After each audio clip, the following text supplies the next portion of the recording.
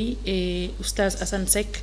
démb it nemmeeku nañ ci yëngu yi nga xamante ne jàmmarloo yi amoon diggante takk der ak ndaw yi féete woon cité kër góor gi ñuy gazé ak i gaañ ñii di ay journaliste ba am na ci koo xamante ne dafa ci am ay gaañu gaañu.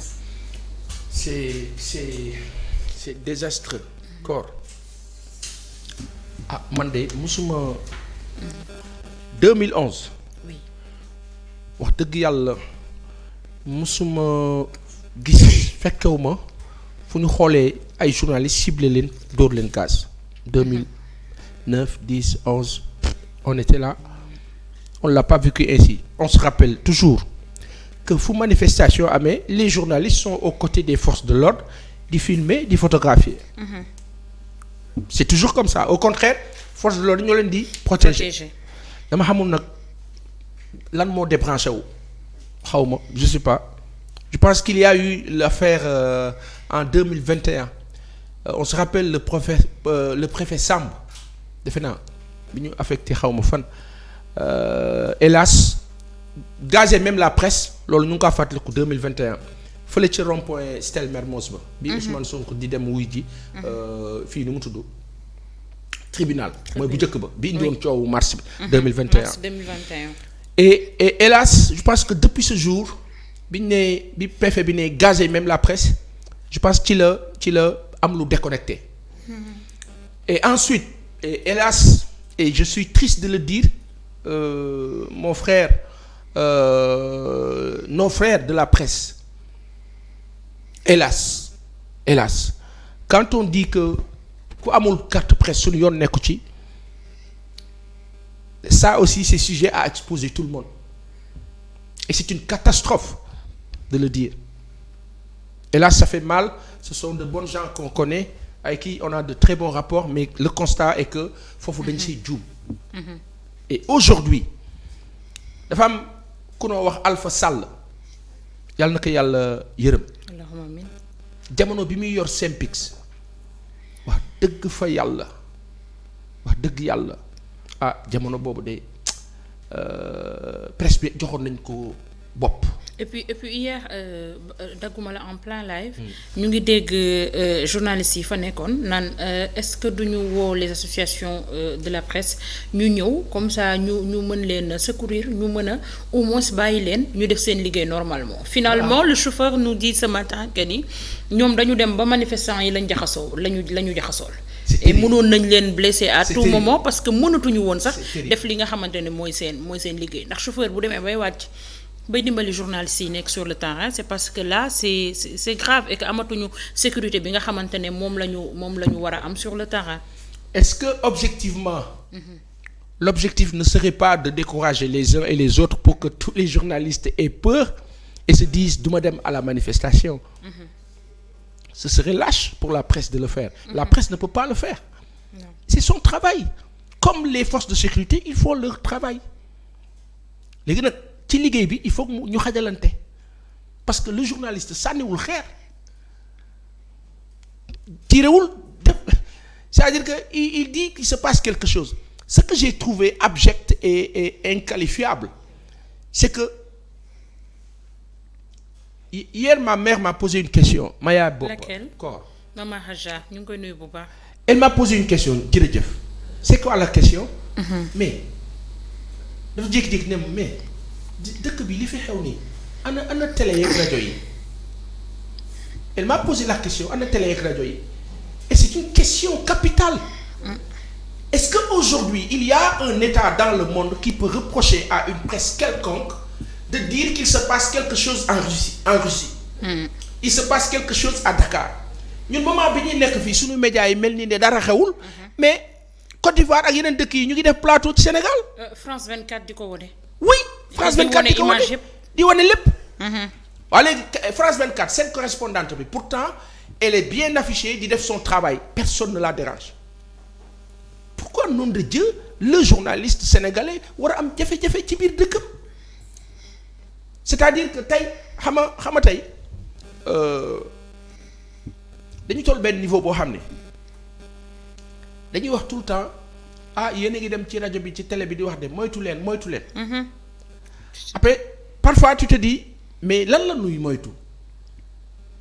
question simple lan la journaliste bi war a moytu ci dem toog ci rajo beeg télé bi ci journal bi def liggéeyam professionnellement on lui a dit am nga ay limites am na foo war a yem lii moo la yoon lii du yoon am na benn niveau de décence et d'orthodoxie requis am na loo xam ni moo la yoon am na loo xam ne du yoon donc xamal ni ngaa liggéeyee le professionnel bu xamee loolu est-ce que jaratina moytu leen mais si on en arrive à ce seuil c'est qu'il y a quelque chose qui a décroché. Absolument. Et ce truc qui décroche benn pièce la boo xam ne foog nu dellee ko ci puzzle bi.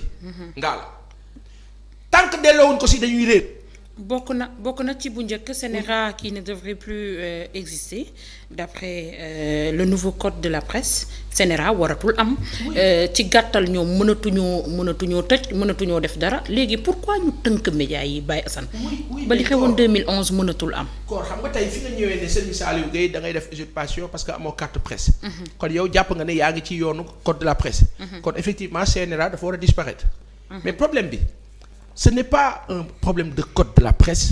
ce n'est pas un problème de carte de presse, ce n'est pas un problème de CNRA, ce n'est pas un problème de X ou Y. C'est quoi le problème? C'est un problème d'être humain. maanaam tey boo teggee CNRA la nga fay teg itam nanu kaa doxalee nit a kaa def. nit ki kana ak lu nu ko defloo. foofu la wax ji ne tey Sénégal amul benn réew ci àdduna. bu ñu mieux régir en termes de texte que le Sénégal amut maanaam texte yi nee na lii yoon bi nee na lii loi bi nee na lii xam nga Sénégal ban problème la ñu am Pa Assane day nekk boroom xam-xam bu mag malhonnête jël texte bi interpréter ko selon moom intérêt ak position am c'est ça le mal de ce pays là donc tey dañuy ñëw teg la benn texte ne la loi bi lii la wax expliquer ko selon et après tout le monde se perd da ngay dem ba doo xam ndax lii moo la dëgg. Sénégal la ñu gis ci Sénégal en tout cas de 2012 à maintenant la ñu gis que la charge de la preuve est inversée la charge de la preuve en droit incombe à l'accusateur yow yaa accusé génneel preuve bi ngaa la yaa jël sama yëf ñu ne la fan la ko jëlee nga ne bërëb sàngam kañ la ko jël démb maa ko gis gisoo leeru la dut am na kon mënoo jàpp kooku. ñu ne la non yow ngaa la kaay leeral ni jëloo ko et c'est ça le drame men. waxul kay maa dootul sax maa ko gis ngaa la dani la maa ko filmé maa am ay preuves. donc faw c'est ça faw ñu dafa am loo xam ni gis nit ngaa la du loo bëgg rek par force dafa war a am mu jaar yoon jaarut yoon nu mu war a nekkee nu mu warut a nekkee et cetera. Quel que soit là où les pressions d'ici et d'ailleurs parce que sunu nguur yi dañuy dund pression biir fii di dund pression ci biti léegi nag tout dépend de ban talent ak ban génie nga am ba pression ba du la egg fenn fi ba mu lay jaral lenn li aujourd'hui fan la nit mën a expliquer jiite réew nit ñay xëy di reyante boo jiitee réew c'est pour la paix c'est pour rendre les choses paisibles du pour indi jafe-jafe pour que corps buy génn këram di tiit. regardez toute l'année on se dit xale yi dañuy jàng du ñu jàng sa doom ne la papa suba école est-ce que dina am parce que apparemment mais on ne peut pas fonctionner comme ça te du dara lu dul une question politicienne parfois de politique tey Sénégal ak moo neexoon ñu ne nit ñi xam nga lu ñuy revendiquer. Sénégalais yi dañoo jóg ne dañuy marche parce que dafa am ay pompistes yu nekk ci station Total yi ñu leen dee fay 80 000 francs te pompiste bi ñuy fay 80 000 francs di dugal ci kees gi ci journée 3 millions de francs CFA. Alors imaginez 30 jours fois 3 millions pour un pompiste imaginez 4 pompistes ça ferait 12 millions le jour. Le mois 30 jours 30 fois 12 millions supposons encore que léeg-léeg on ne parle pas dans le hasard am na ñoo xam ni ils veulent pas se faire voir dañuy ñëw jox la information ne la ñun situation bii la ñuy dund te du ma wax ñan la mais am na ñun ci gis ñoo xam dañu ne paasan ñun ñii fan la ñu teg ñu leen di dugalal nangam ci xaalis par jour ñu ñuy fay 80,000 francs des pompistes waaw léegi loolu lan la ma gis image nguur nag moo xam lu tax muy def mais ma gis image man fonk naa sama force de sécurité ba nga xam ni bugguma ku leen tuuti nga la xanaa xamoo ne am na ay image yoo xam ne man personnellement su ma ko gisee du ma ko wone daf may metti am na vidéo boo xam ne suñ ma wonee ne ma ñi ñu seetaan nañ ñu baal de ñu dégloonte ci xel rek ñu baal ñu ak warma bi ñu am si ñoom léeg-léeg le drapeau national image boo xam ne drapeau national bi dafa nekk ci suuf moi je le montre pas sama drapeau Sénégal ma gis mu wadd ci suuf du ma ko wone oui ma gis ni américain fonkee drapeau ak russe ak keneen ma gis par exemple ki sol tenue nekk en position de faiblesse hélas toll nañ foo xam ni xeex day nekk xeex nit ñi du ñu am sago ku si nekk ni ngay xeexee mooy wane ne sa adversaire mu ngi ci suuf moi je le montre pas quelqu'un me dira pourquoi je dis drapeau bi waa ji dafa sol tenue mais drapeau bi mu ngi feeñ donc le montrer en position de faiblesse drapeau bi et drapeau bi c'est nous tous loolu ma gis gi sa bopp la xaw ma ne keneen est libre d'autres choses mais man ma gis gi sa bopp la et ça n'empêche en rien le constat bi nga xam ne mën naa ko def ci ne attention lu ëpp nag tuuru fii kat waa ji sol na tenue waaye def na lu mu warutoon def du woon yoon mu def ko maanaam ni nga protéger drapeau bi foofu tamit baax na nga protéger victime ba ki nga xam ne yorul arme ki yor arme jàkkaarloog moom. parce que ki yorul arme amul arme xeer la am wala peut-être ay saagaam wala lu mu jot sànni. mais kooku mu ngi ci position de faiblesse aussi donc da nga kaa protéger au-delà de la protection vis-à-vis de cette personne ngay protéger la nation te pourtant doo ci lenn de un petit journaliste mais jàpp nga ni lii la ce jugement la propre quand bien même cela ne veut pas dire qu'il ne faut pas informer cela ne veut pas dire que il s'est passé telle chose ñu ne la non bu ko wax waaw bu ko wax waaw parce que c'est des voilà bu ko wax nan la dëkk bi tàkke 2009 2010 2011 Nabucor nu kaa wane ñëpp xam ne lii moo xew ren les mêmes personnes yi nekkoon fii di wane loolu ñëw ne la non il faut quand même à un certain niveau. nga jàpp télé yi ñuy teg série ñi di teg musique c'est incroyable c'est grave hein? C'est grave ñiy teg ay musique ñiy teg ay série des fois tu te demandes ma ni voilà c'est à ce moment-là que tu te rends compte que vraiment dafa am ñaari Sénégal vraiment dafa am ñaari Sénégal. Il y a une chose soo defee constat bi entre le sens mesuré bi nga ne moom laay jéem a am on fait quoi des victimes on fait quoi de 17 morts voire plus on fait quoi de ñi nga xam ni ce sont des blessés moo xam Ngor moo xam Kolda moo xam Casamance moo xam feneen la dernière victime à Kolda ay waajuram lu ñu leen di wax est-ce que il n'a pas le droit d'être avec Ousmane Sonko oui il a le droit est-ce que c'est une raison pour rey ko non. et pas d'autorité pour dem massawu ña nga xamante ne ñoom lu leen metti parce que je vais donner juste un exemple ki nga xamante ne moom lañ faatoon ci wetu mairie bu Bamba Fall bi mu ñàkkee bakkanam dañu gis autorités yi dem massawu ko mais pendant ce temps ci même manifestation yi nga xam ne amoon na am nañu ci ñàkk seen bakkan gis ñu benn autorité mu taxaw fa masawu leen wala ñu masawu ci ñi nga xamante ne ñoom ñoo fa gaañu wala ñu ñàkk fa seen bakkan finalement on se demande dafa am sénégalais boo xamante ne moom daal bakkanam am na solo am koo xamante ne bakkanam amul solo. c'est triste c'est le constat hélas vu la dose d'injustice bi am ci réew mi. et qui atteint un certain paroxysme injustice bi nag mooy egg foo xam ni nit ñi bu ñuy révolté wu. mais c'est naturel. xam nga tey kenn xanaa xamoo lenn ngaa la damay dégg kilifa yi ñu naan diw dañ ko sanctionné parce que dafa def appel à l'insurrection fekk appel à l'insurrection bi mu ngi ci acte ba nguur giy posé en posant des actes parfois abjects li moo jur mooy nit ñi toog mer yéen a ngi pousser nit ñi à réagir comme en prenant Ousmane Sonko en photo. Oui, nekk ci biir oto. en photo ou pas. Mais surtout au-delà. ci ñoom publier ko. Au-delà. Après la question c'est on voit des signatures de chaînes TV on se dit ban chaîne TV la kii ban télé la ban chaîne YouTube la koo xam ni kenn mësu ko dégg kenn mësu ko gis ñu jékki-jékki tak on nous balance des images mais au-delà amaana peut-être foofu sa egguñ fa man fi ma bëgg a waxee koor ak ngaal ak ñi ñoo seetaan dafa am lu noo wax principe réew du egg fenn fi réew bu ñu demee ba nit ñi mer gis naa démb kuy wax ne suñu yoon nekku ci na Sénégal tàkk guerre civile am ñun ñëpp ñu bokk ci yem subhanallah xol bee egg foofu xol bee jeex parce que toog na il est partisan de Ousmane Sonko wala il est simple sénégalais la majeure partie des Sénégalais sont horrifiés par le fait que on dit Ousmane Sonko il est chez lui il peut pas sortir kenn mënul dugg këram kenn mënul génn këram waaw bu urgence amee nag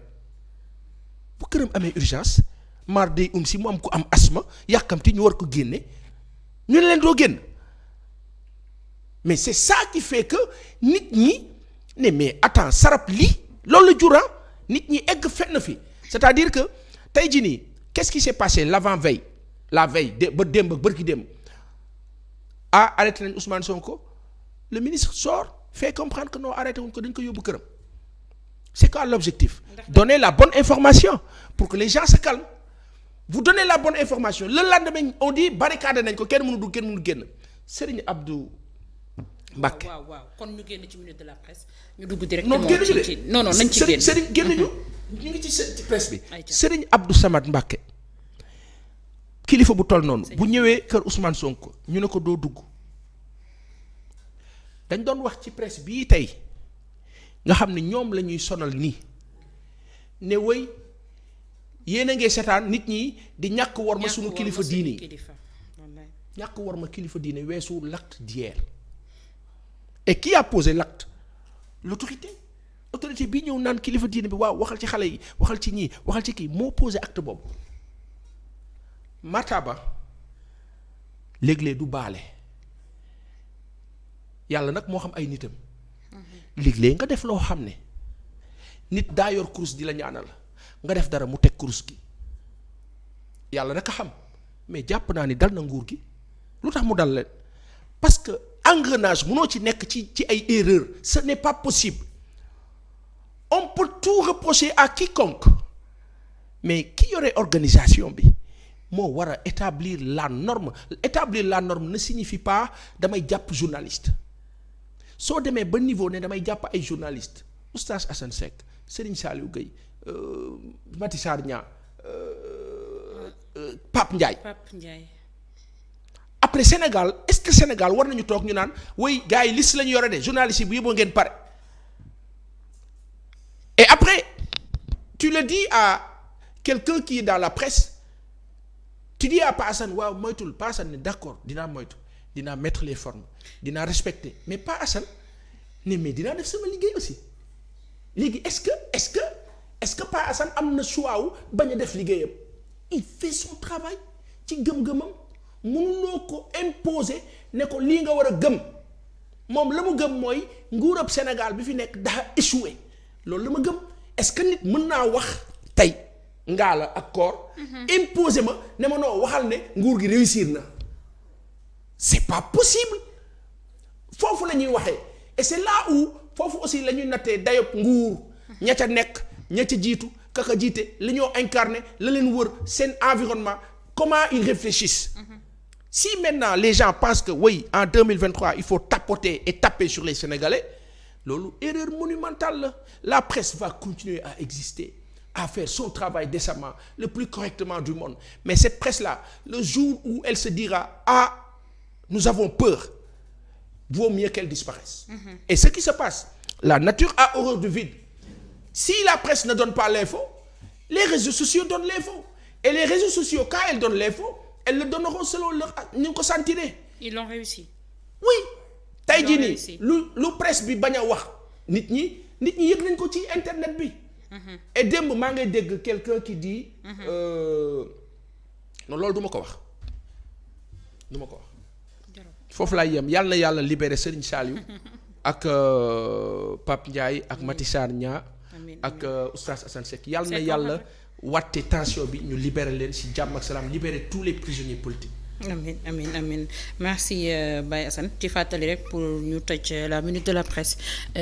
Macky Sall moo waxoon sous son magistère kenn du ci xoqatal wala jàpp lii di journaliste te ñu ngi nemmeeku ni Assane nee na dafa am liste boo xam ne moom la ñuy wax naan dañu yor seen liste boobu ba tey machine bi ñu ko taalee ba tey je pense saxawagul benn yoon et ñëpp ñi nga xamante ne ñu ngi ko doon wax ci liste bi ñu ngi leen di jàpp benn ñu ngi ñaan nag mu yem fi te pour mu yem fi il faut que les associations de presse ñu jukk ñu taxaw ñu xeex li nga xamante ne mooy seen liberté ndax yeneen journalistes yi jóge biti réew ñëw fii di def seen liggéey liberté bi ñu war a am pour mën a relayer la bonne information ñun bu ko raw lañu am parce que suñu réew la ñu nekk donc édifier askan wi ci li xew actuellement ci réew mi même si ñuy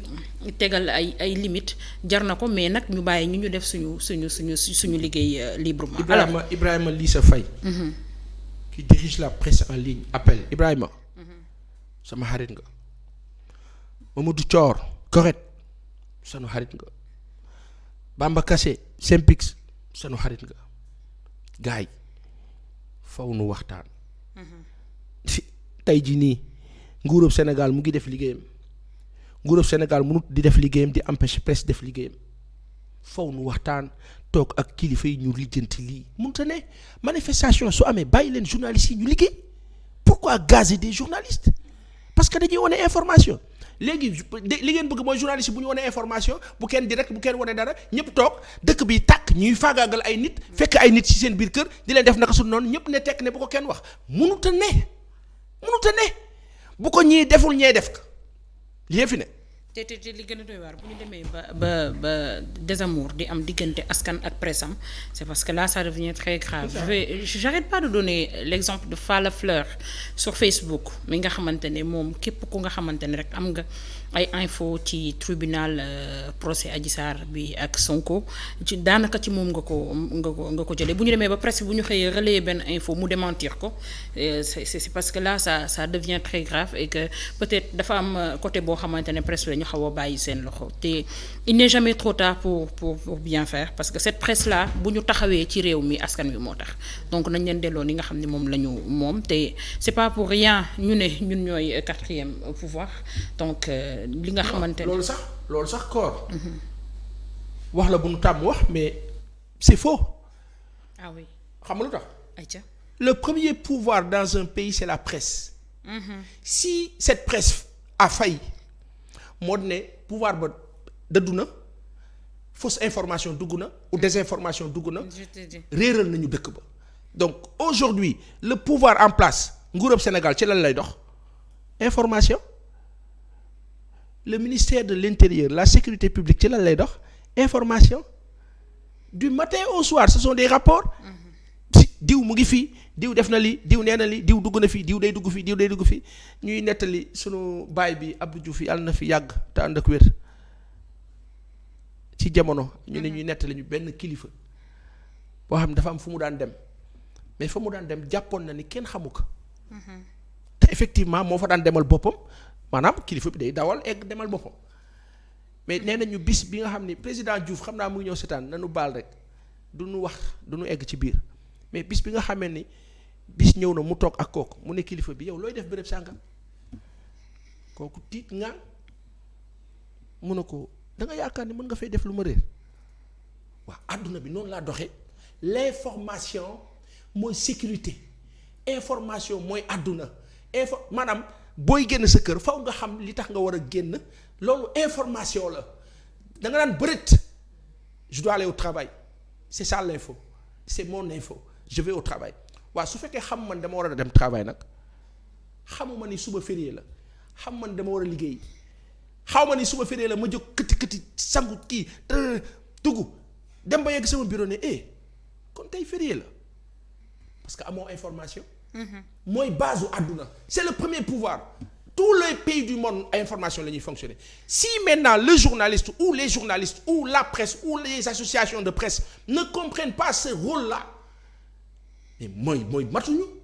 donc tey la presse sénégalaise souffrance bi ñoo dund nii c'est parce que nous restons en accointance. Absolument. Quelles que soient nos relations Racine Talla sama xarit la El Hadj Amidou Kassé sama xarit la sama ay kilifa lañu sama ay mag lañu mais ce n'est pas pour autant qu'on va être là à jouer un jeu qui n'est pas bien. À laisser faire certaines choses. soo waxee ñu naan la damay dégg sax léeg-léeg ñu naan oui xam nga léegi dëkk bi y a plus de journalistes maintenant les gens ce sont des partisans on est partisans de quoi ñaara fi ne ba journaliste des journalistes ba tey ña fi nekkoon ak keneen ba fi ñu tollu tey ku ci nekk am nga position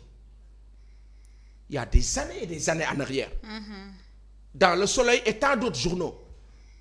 Sud Hebdo Sud Quotidien Cafard Libéré et cetera Walf Soppi et cetera sanu baay bi Mamadou Oumar Ndiaye nu ngi ko nuyu l'un des fondateurs du journal Soppi nga xam ni tey Mamadou Oumar Ndiaye boobu kan mooy dem ci moom naan ko an sa carte de presse et tant d'autres donc bu fekkee ni que ñooñu ci seen jamono dañ daan def éditorial signer que analyser commenter tous les genres rédactionnels pratiqués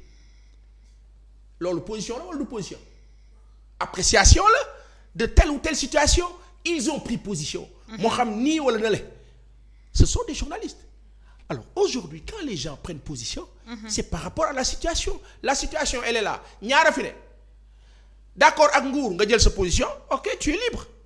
bañ a d'accord ak nguur nga jël sa position man Baye Assane Seck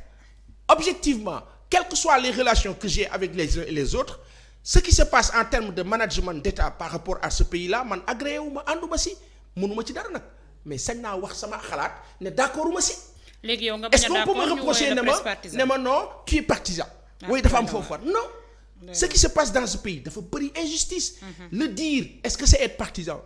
Faire un éditorial aujourd'hui ce qui ne se passe plus dans les journaux les gens n'écrivent plus. Dans un sens. On est là à faire des comptes rendus, à se limiter à le ministre a dit, à le communiqué dû, etc.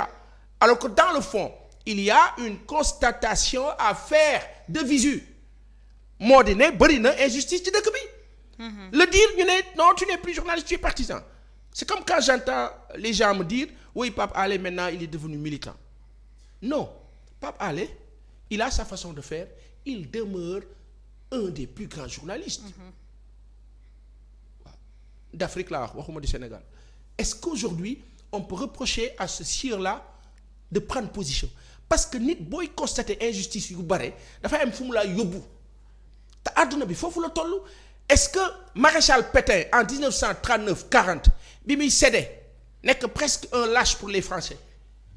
Charles de Gaulle bi jël position ne non il ne faut pas céder daw làqu ji Londres est-ce que journalistes yi jëloon position ci jamono boobu dañ leen naan non vous devez rester à carreau et cetera. Non, quand la nation est en danger le journaliste prend position pour la nation nom de Dieu et non pour les intérêts